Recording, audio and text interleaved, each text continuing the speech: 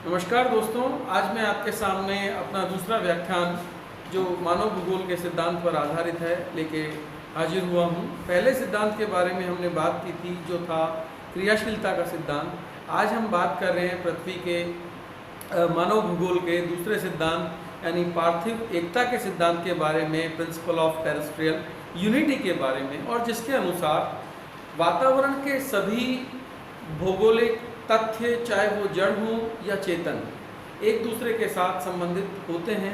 संपूर्ण पृथ्वी एक इकाई के रूप में काम करती है जिसके विभिन्न भाग आपस में संयुक्त होते हैं और संपूर्ण पृथ्वी पर एक से भौतिक नियम जो हैं वो क्रियाशील होते हैं। जैसे हम देखें तो वायुमंडल है, और वायुमंडल में जलवायु को अगर हम देखें तो पृथ्वी से घिरा हुआ वायुमंडल है, और वायुमंडल के कारण विभिन्न जो जलवायु क्षेत्र हैं वहाँ विभिन्न प्रकार की वनस्पति का जो है उत्पत्ति होती है। अलग अलग क्षेत्रों में अलग अलग प्रकार की वनस्पति पाई जाती है। तो ये जो एक नियम है, एक सी जलवायु में अलग अलग प्रकार की वनस्पति नहीं मिलती, जबकि भिन्न भिन्न जलवायु क्षेत्रों में भिन्न भिन्न प्रकार की वनस्पति पाई जाती है। तो ये एक भौतिक नियम के अनुकूल कार्य करता है कि जहाँ जिस प्रकार का जो क्षेत्र है वहाँ उस प्रकार के जो है वानस्पतिक क्षेत्र की उत्पत्ति में बहुत सारे कारकों का एक योग होता है। अगर हम देखें तो प्राकृतिक तथ्यों की भांति मानव भूगोल के जो तथ्य हैं वो भी पार्थिव एकता से संबंधित होते हैं। भौतिक वातावरण का प्रभाव मानव पर होता है और उसमें मानव अपना अनुकूलन स्थापित करता है। उस अनुकूलन में स्थान एक से दूसरे पर अंतर हो सकता है।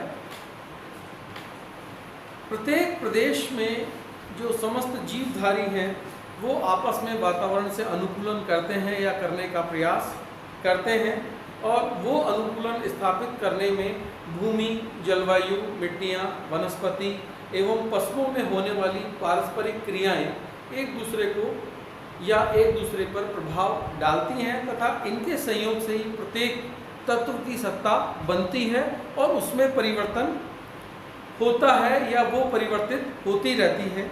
जैसे वनस्पति की उत्पत्ति की बात करें तो वनस्पति की उत्पत्ति पर भूमि, जलवायु, मिट्टी का जो है विशेष प्रभाव होता है और उसके कारण एक विशेष प्रकार की वनस्पति का प्रादुर्भाव होता है। जलवायु, जो पृथ्वी पर जो जलवायु क्षेत्र पाए जाते हैं उनके कारण ही विभिन्न प्रकार की पृथ्वी के ऊपरी धरातल पर जो है भूमि की विभिन्न भूदृश्य बनते हैं। जैसे किसी क्षेत्र में वर्षा आधारित पानी की मात्रा पर अगर आप देखें तो विभिन्न प्रकार के भूदृश्यों का निर्माण होता है। इसी प्रकार अगर हम मरुस्थलीय क्षेत्र में देखें तो हवा के द्वारा विभिन्न प्रकार की भू आकृतियों का या भूदृश्यों का निर्माण होता है। अगर मैं कहूँ कि संपूर्ण पृथ्वी पर जो इस तरह के भूदृश्य उत्पन्न होते हैं वो सभी भौतिक नियमों के द्वारा संचालित किए जाते हैं, और इन नियमों के कारण ही जो है वहाँ पर विभिन्न प्रकार के भूदृश्यों की उत्पत्ति संभव होती है।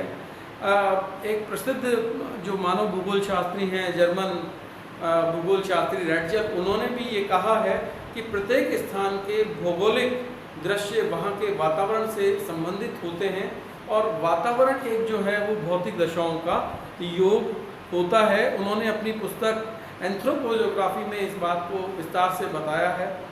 इसी प्रकार दूसरे जो जर्मन भूगोलवेता हैं हम्बोल्ट, उन्होंने भी पृथ्वी के विभिन्न भूदृश्यों में वनस्पति का अत्यंत महत्व बताया है। इसी प्रकार बर्गहॉस ने भी जो है अपनी पुस्तक फिजिकल एटलस में जलवायु और वनस्पति के योग को बड़ा महत्वपूर्ण बताया है। उन्होंने कहा कि जलवायु और वनस्पति किसी भी भूदृश्य की उत्पत्ति में अपना महत्वपूर्ण स्थान रखते हैं।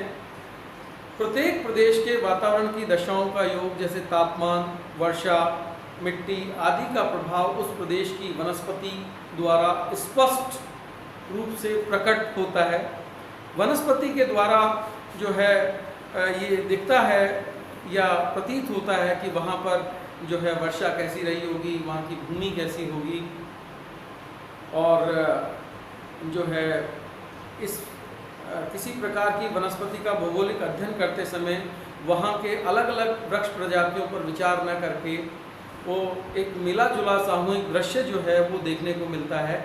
जैसे मैं बात करूं विभिन्न घास प्रदेशों के ऊपर, तो उसमें टैगा, बोरियल जो वानस्पतिक प्रदेश हैं, या प्रेरी, स्टेप्स या सेल्वा, तो इन वानस्पतिक प्रदेशों के जो है ये जो नाम है ये एक सामूहिक शब्द को दर्शाते हैं, न कि किसी वनस्पति की विशेष प्रजाति को, क्योंकि इनमें एक विशेष प्रकार का जैसे सवाना की बात करें अफ्रीका के, तो वहाँ पर घास का विस्तार है, छितराए हुए वृक्ष हैं और उनमें विभिन्न प्रकार के जो जीव हैं वो अपना निवास करते हैं। तो ये जो भूदृश्य है ये विशेष प्रकार का भूदृश्य है। अगर मैं टैगा की बात करूं तो वो लंबे वृक्ष प्रजाति को प्रकट करता है, ठंडी प्रजाति के ठंडे प्रदेशों के जो वानस्पतिक प्रदेश हैं उसको प्रकट करता है, और संपूर्ण क्षेत्र में बहुत ही कम जो है प्रजातियां पाई जाती हैं, एक सी प्रजाति के वृक्ष ज़्यादातर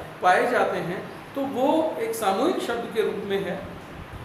अगर इस पे बात की जाए, हम एक बात और देखें तो जो फ्रांसीसी